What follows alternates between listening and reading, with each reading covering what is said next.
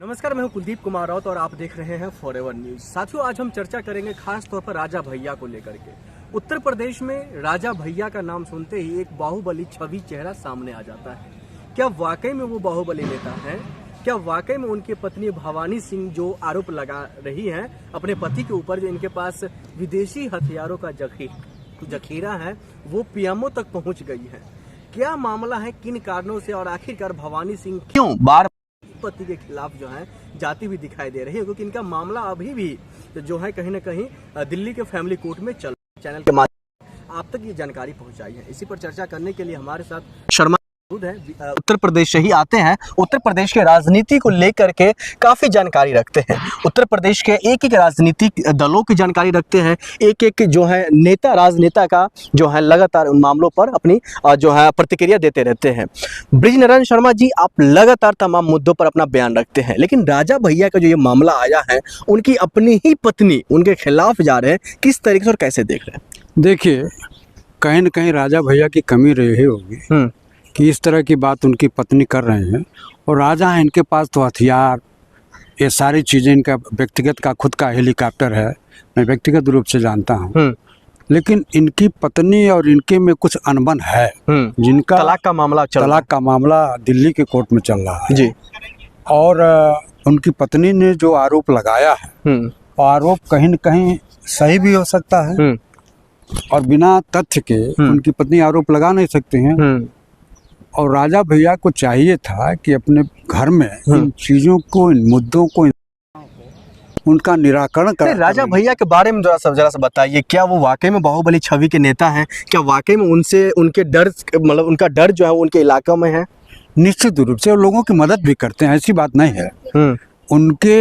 वो अपने लोगों की मदद भी करते हैं और लोकप्रियता भी। मायावती से इनका अनबन हो गया था, इनके खिलाफ कड़ी से कड़ी कार्रवाई, और मायावती के जाने के बाद फिर ये अपने उचित में आने लगे।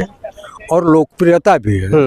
लोकप्रियता इस मामले में है कि जब से चुनाव लड़े, जब से अनवरत और लगातार ये चुनाव जीतते आ रहे हैं और इनके एमएलसी भी होते हैं, अपने लोगों को विधायक भी बनाते हैं, तो कहीं इनकी छाप भी आम जनता पर है। लेकिन राजा भैया को लेकर के ये भी कहा जाता है, जो राजा भैया काफी दिलेर नेता है, अपने एरिया में अपने लोगों के साथ वो हर वक्त खड़े रहते, चाहे कोई मुसीबत हो या किसी भी तरीके की कोई समस्या हो, फिर भी लोग उनको बाहुबली के तौर पर देख रहे हैं। ऐसा क्यों? निश्चित रूप से चूंकि देखिए, जो सरकार से लड़ लेता है और सफलता हासिल कर लेता है, उनको लोग मानते हैं कि ये ताकतवर आदमी है।